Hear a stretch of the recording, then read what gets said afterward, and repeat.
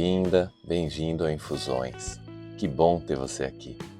Eu sou Levi Lourenço, sou um apaixonado incondicional por desenvolvimento pessoal e por café. Meu trabalho é ajudar pessoas como você a se conhecerem melhor, a desenvolverem a inteligência emocional para viverem uma vida mais feliz, com mais autoconsciência. No dicionário, infusão significa mergulhar uma substância em água para extrair dessa substância algum princípio ativo. Aqui, infusão significa a gente mergulhar em informações para extrair de nós o autoconhecimento. O Infusões é uma pausa para quem quer investir em si mesmo. É uma dose quentinha de autoconhecimento. E se o que você vai ouvir aqui fizer sentido para você, compartilha com quem você acha que pode se beneficiar. Nossa jornada é sempre mais leve quando temos companhia. Então, pega a sua xícara, eu estou te esperando aqui com o meu café.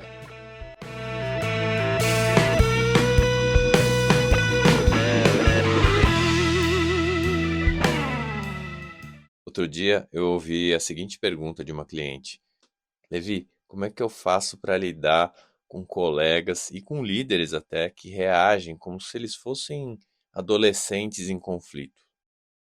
O crachá até mudou, mas a reação deles ainda é de quem não sabe lidar com o não. E óbvio que a primeira coisa que eu pensei foi: essa resposta dá um episódio por Infusões. Então, aqui estamos para falar de quem cresceu, mas não amadureceu em todos os sentidos. Você já reparou como às vezes parece que a gente está cercado por um monte de adulto que ainda age como se tivesse 15 anos? A diferença é que agora o palco é outro. Ao invés de ir em casa com os pais, essas pessoas estão numa sala de reunião, numa conversa por e-mail, num canal no Slack. A forma muda, mas o enredo é sempre o mesmo. É dificuldade de ouvir um não, é resistência a feedback, é disputa de poder disfarçada de alinhamento. Então hoje a nossa pausa aqui é para a gente falar sobre um tema que talvez você já tenha vivido, mas nunca tenha conseguido dar um nome: adultescência no trabalho. A tal da adultescência. O termo adultescência mistura duas fases que na verdade deveriam ser distintas, né? A adolescência, com toda aquela ebulição emocional que todo mundo conhece, e a vida adulta, com a teórica responsabilidade afetiva. O problema é que, no mundo corporativo, esse meio do caminho, essa mistura de fases, aparece mais do que deveria, e mais do que a gente gostaria. Infelizmente, sim, está cheio de profissional com cargos altos, com responsabilidades grandes, mas com reações pequenas. Gente que cresceu no currículo, mas não nas emoções. Gente que fala sobre inteligência emocional lá no LinkedIn, mas vive de microagressão no dia a dia. E a verdade é que isso não é um problema isolado. Isso, infelizmente, é um sintoma coletivo. É sintoma de uma cultura que, infelizmente, ainda premia performance e negligencia a presença. Tem uma coisa que eu só entendi depois que eu saí do mundo corporativo: maturidade emocional é diferente de idade ou de cargo.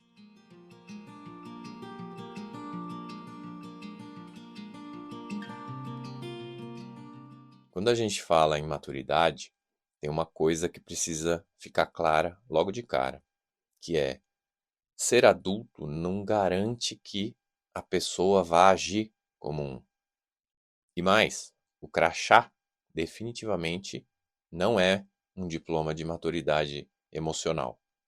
E é justamente por isso que a gente vê situações como aquele gerente que não sabe escutar sem interromper, aquela colega que se ofende toda vez que alguém discorda dela, aquele colaborador que reage com ironia toda vez que ele é cobrado, o líder que some emocionalmente quando precisa dar alguma notícia difícil. Todos esses são comportamentos regressivos, ou seja, são típicos de uma fase anterior da vida, né? Só que agora eles aparecem dentro do ambiente de trabalho e com um impacto muito real. Então, vamos ilustrar tudo isso que eu falei. Ó, imagina uma cena. Você está numa reunião, alguém levanta um ponto de melhoria sobre o projeto ali da semana.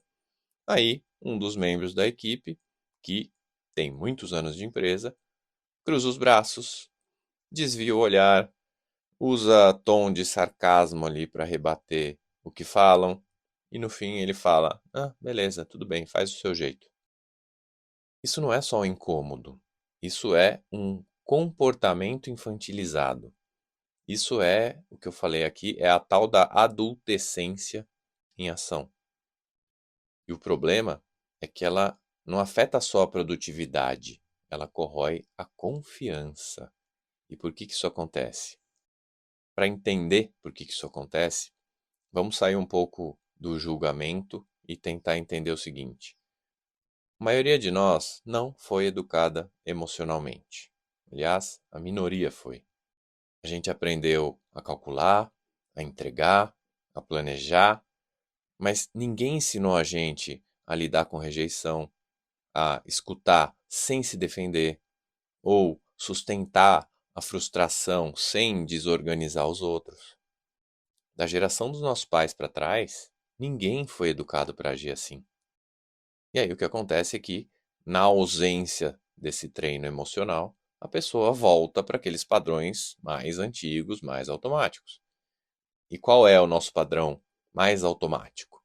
É o da nossa adolescência, que é uma fase intensa, né? Onde tudo é pessoal, onde discordância significa rejeição, onde aprovação externa é a moeda principal, onde conflito é guerra, não diálogo.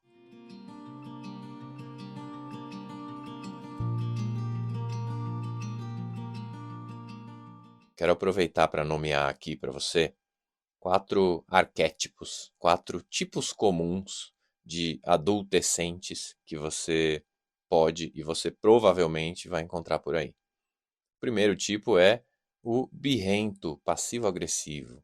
É aquele tipo que faz cara de paisagem, mas que usa a ironia e o silêncio como armas. O segundo é o carente por aplauso, que é aquele tipo que precisa de elogio constante, o tempo todo, precisa de validação pública, né? Caso contrário, ele ou ela se sente invisível. O terceiro tipo é o controlador dramático. E aquele tipo que quer manter tudo debaixo da asa, tudo sob controle. E que quando ele perde o controle, ele faz drama. E o quarto tipo é o ofendido profissional. É aquele personagem que transforma qualquer crítica em ataque pessoal e vive na defensiva. E aí, você conhece alguém assim na sua empresa? Ou pior, você se identificou pessoalmente com algum? Apesar de não serem perfis fáceis de se conviver, esses perfis não significam que essas pessoas são pessoas ruins, né? São só pessoas sem repertório emocional adequado para o ambiente adulto que o trabalho exige. Então, lembra disso. Essas pessoas não fazem isso porque elas querem ou porque elas são ruins. Elas fazem porque elas não sabem fazer de outro jeito. Ou melhor, de um jeito mais maduro.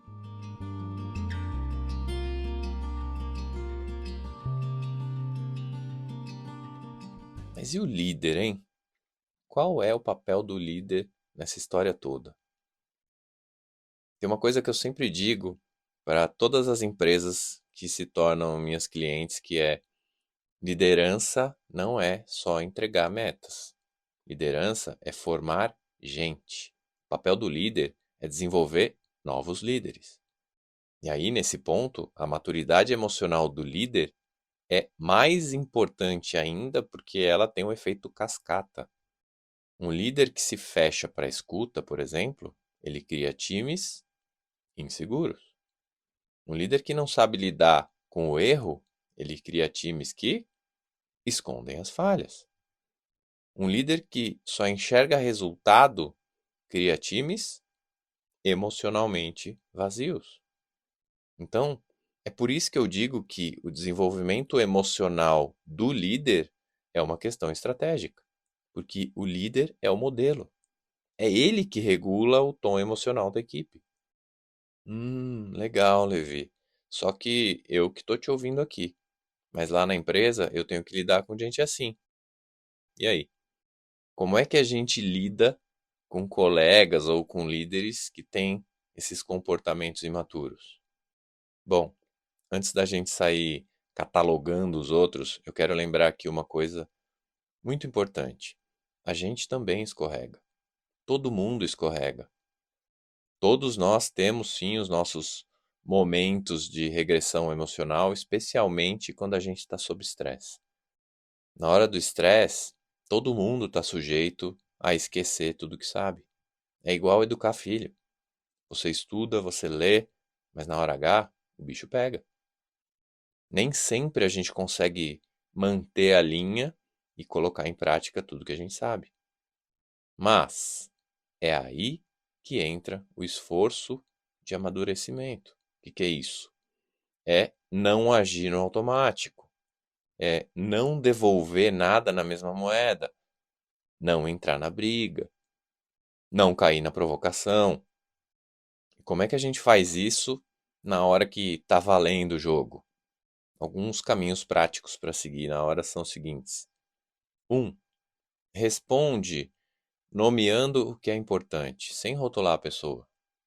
Por exemplo, olha, quando você rebate tudo que eu falo, eu sinto que nós não estamos construindo aqui uma solução juntos. Outra, use perguntas para abrir diálogo. Diálogo a gente cria fazendo perguntas e não respondendo o que a gente sabe. Exemplo: Fulano, o que te incomodou especificamente? Eu posso até já saber, mas eu pergunto. Se você é mãe ou pai, está me ouvindo, você sabe do que eu estou falando. Com criança, a gente pergunta para gerar reflexão. Quase sempre a gente já sabe, mas o mais importante é gerar o diálogo. Fulana, como é que a gente pode resolver isso sem desgaste? Outro caminho. Oferece um limite respeitoso. Percebeu que o outro está passando dos limites, está agredindo, está ofendendo? Coloca você o limite.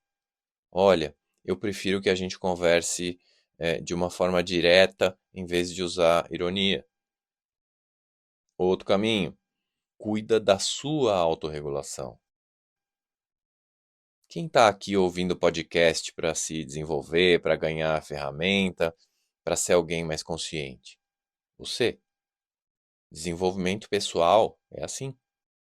A gente se desenvolve para aprender a lidar melhor com o outro. Porque se depender do outro mudar, do outro crescer, do outro qualquer coisa, o mundo acaba em guerra. Então, cuida de você e usa isso para regular as suas relações com os outros. Eu te garanto que muita gente aprende e cresce quando vê que a gente está agindo de forma mais madura, mais consciente, ao invés da gente entrar na provocação, na briga, no que for. A gente também ensina assim. Então, lembra, maturidade emocional também é você saber sustentar o desconforto ali da situação sem repassar esse desconforto para o outro. Quem se sai melhor é sempre o mais flexível. Levi, mas eu sou o líder. Beleza. Então, se você que é líder, eu vou ser mais direto ainda com você. Olha para os padrões emocionais do seu time como se fosse um espelho. Ai, essa doeu, hein? Pois é. Lembra do que eu falei aqui? Maturidade emocional do líder é a mais importante, porque ela tem um efeito cascata na equipe. O desenvolvimento emocional do líder é uma questão estratégica, porque o líder é o modelo. É o líder que regula o tom emocional da equipe. Então olha para a sua equipe. O que a sua equipe está revelando sobre o ambiente que você está criando? Que tipo de cultura emocional você está reforçando com o que você faz e com o que você deixa de fazer? Como você tem reagido quando alguma coisa não sai como estava planejado? E mais importante ainda, que tipo de maturidade emocional você mostra nas pequenas situações que acontecem ali todos os dias? Porque, ó, grandes conflitos raramente surgem do nada. Eles crescem, sabe onde? Nos silêncios que vão se acumulando, nas microviolências que são ignoradas e naqueles feedbacks que não são dados.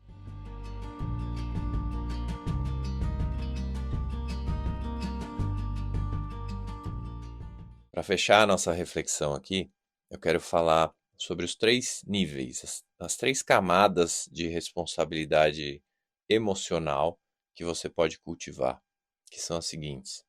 Primeira camada, a consciência emocional individual, ou seja, você perceber os seus gatilhos, as suas reações, as suas repetições.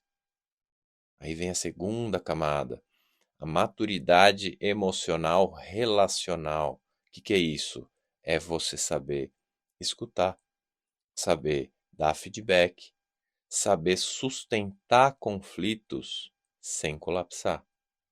E aí a terceira camada, que é a cultura emocional coletiva. O que isso significa? Você criar um ambiente onde as pessoas aprendem a crescer juntas, ao invés de competir para ver quem tem mais razão.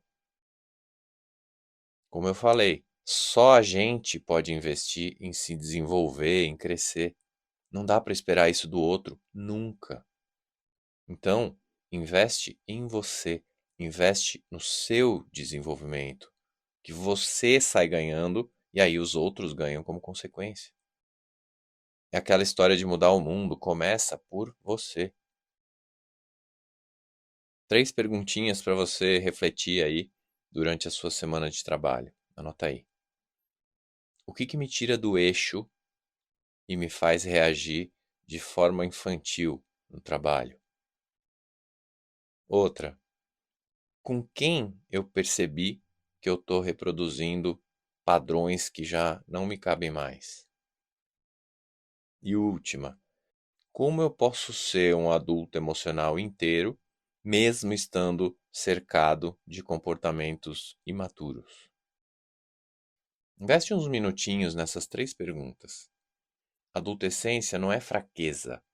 Adultescência é só um ponto cego que precisa de nome, de coragem e de repertório para ser superado, para ser atravessado. E você pode ser esse ponto de transição para a sua equipe, para o seu setor, para você mesmo, para você mesma. Adultescência não é um problema individual, é um alerta coletivo.